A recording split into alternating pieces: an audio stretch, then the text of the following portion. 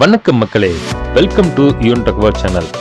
இன்னைக்கு இந்த வீடியோல பார்க்கக்கூடிய ரொம்பவும் முக்கியமான இன்ஃபர்மேஷன், தமிழகத்தில் கடந்த பிப்ரவரி மாதம் NMMS என்று சொல்லக்கூடிய national means come merit scholarship உண்டான தேர்வு நடத்தப்பட்டது. அதுக்கு உண்டான தேர்வு முடிவுகள் ஏப்ரல் மாதத்தில் வெளியிடப்பட்டிருந்தது. இந்த தேர்வில் குளறுபடி ஏற்பட்டிருந்த நிலையில் திருத்தப்பட்ட பட்டியலை வெளியிட வேண்டும் என அன்புமணி ராமதாஸ் அவர்கள் வெளியிட்டிருக்கிறாங்க. ஸோ அது என்ன அப்படிங்கிற டீட்டெயிலான இன்ஃபர்மேஷன் தான் இந்த வீடியோவில் நம்ம பார்க்குறோம்.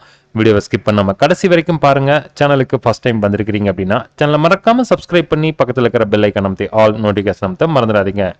மத்திய அரசால் வழங்கப்படும் தேசிய கல்வி உதவித்தொகை பெறுவதற்கு தமிழ்நாடு அரசு தேர்வுத்துறை இயக்குநரகத்தால் நடத்தப்பட்ட நேஷனல் மீன்ஸ் கம் மெரிட் ஸ்காலர்ஷிப்பின் முடிவுகள் சில நாட்களுக்கு முன் வெளியிடப்பட்டிருந்த நிலையில் அதில் அதிக மதிப்பெண் பெற்ற பலர் தேர்வு செய்யப்படவில்லை என்றும், அதே நேரத்தில் குறைந்த மதிப்பெண்களை கூட பெறாத பலர் தேர்வு செய்யப்பட்டிருப்பதாகவும் குற்றச்சாட்டுகள் எழுந்து உள்ளது. மாணவர்களின் கல்வி தொடர்பான விவகாரத்தில் இந்த அளவுக்கு அலட்சியம் காட்டப்படுவது சரியல்ல. தேசிய கல்வி உதவித்தொகை பெறுவதற்கான தேர்வில் தமிழ்நாட்டில் இருந்து 6695 மாணவர்கள் தேர்வு செய்யப்பட வேண்டும். அதற்காக மாணவர்களுக்கு 2 தேர்வு நடத்தப்படுகிறது, மேட் மற்றும் சேட். ஒவ்வொரு தேர்விலும் குறைந்தபட்சம் 40% மதிப்பெண் பெற்றவர்கள் தேர்ச்சிக்கு தகுதி பெறுவார்கள். அவர்களில் அதிக மதிப்பெண் பெற்ற 6695 பேர் இடஒதுக்கீட்டின் அடிப்படையில் தேர்வு செய்யப்பட வேண்டும் என்பதே விதியாகும். ஆனால் தமிழக அரசின் தேர்வுத்துறை தயாரித்த பட்டியலில் ஒரு தேர்வில் 40% மதிப்பெண் பெறாத மாணவர் பலர் தேர்ந்தெடுக்கப்பட்டிருப்பதாகவும், அவர்கள் இன்னொரு தேர்வில் கூடுதல் மதிப்பெண்களை பெற்றிருப்பதால் இரண்டிலும் சேர்த்து சராசரியாக 40க்கும் கூடுதலாக மதிப்பெண் பெற்றிருப்பதாகவும் கூறி அவர்கள் கல்வி உதவித்தொகை பெற தேர்வு செய்யப்பட்டுள்ளனர். அதே நேரத்தில் 2 தேர்விலும் குறைந்தது 40% மதிப்பெண் பெற்ற பலர் தேர்ந்தெடுக்கப்படவில்லை. இது முற்றிலும் தவறு மற்றும் சமூக அநீதி ஆகும். தேசிய கல்வி உதவித்தொகை பெற தேர்வு செய்யப்படுவது மாணவர்களுக்கு மதிப்பு சேர்க்கும் விஷயமாகும். அதற்கான அனைத்து தகுதிகளை பெற்றிருக்கும் மாணவர்கள் பட்டியல் தயாரித்தவர்கள் செய்த குளறுபடியால் தேர்ந்தெடுக்கப்படாமல் போகும்போது கடுமையான மன உளைச்சலுக்கு ஆளாவார்கள். இது அவர்களின் கல்வியையும் பாதிக்கும். இப்படி ஒரு நிலை ஏற்படுவதை தமிழக அரசு அனுமதிக்க கூடாது.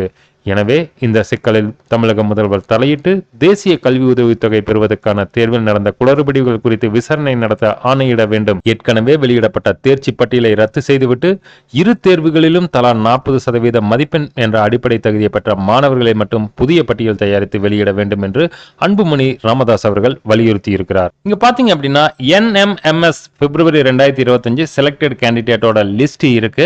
இங்க வந்து கேட்டகரி கொடுத்துக்கிறாங்க, அதாவது கம்யூனிட்டி பிளஸ் டிசபிலிட்டியில வந்து பாத்தீங்க அப்படின்னா நன். ஒரு சில கேண்டிடேட் வந்து பாத்தீங்க அப்படின்னா டிசபிலிட்டியில வந்து ஆர்த்தோவோ இல்ல ஹியரிங்கோ இல்ல விசிபிலிட்டியோ இந்த கேட்டகரி கொடுத்து அவங்களுக்கும் வந்து செலக்ட் பண்ணிக்கிறாங்க.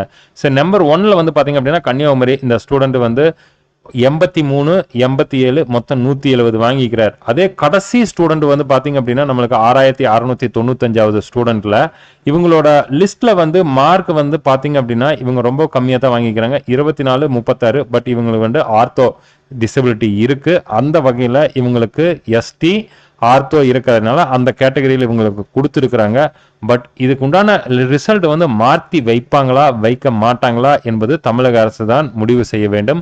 அதே போல் பிசியில் எல்லாமே வந்து பார்த்தீங்கன்னா ஒரு கேண்டிடேட் 62 மார்க், இன்னொரு சப்ஜெக்ட்ல 36 மார்க் தான் வாங்கிக்கிறாங்க சேட்ல. பட் இவங்களோட பெயரும் அந்த லிஸ்ட்ல இருக்கு. இவ்வளவுதான் நண்பா இந்த வீடியோல பார்த்த ரொம்பவும் முக்கியமான இன்ஃபர்மேஷன். NMMS ஓட செலக்டட் கேண்டிடேட் லிஸ்ட்ல ஏதாவது மாற்றம் இருக்கா இல்லையா அதை பத்தி அன்புமணி ராமதாஸ் அவர்கள் ஒரு செய்தியை வெளியிட்டிருந்தாங்க.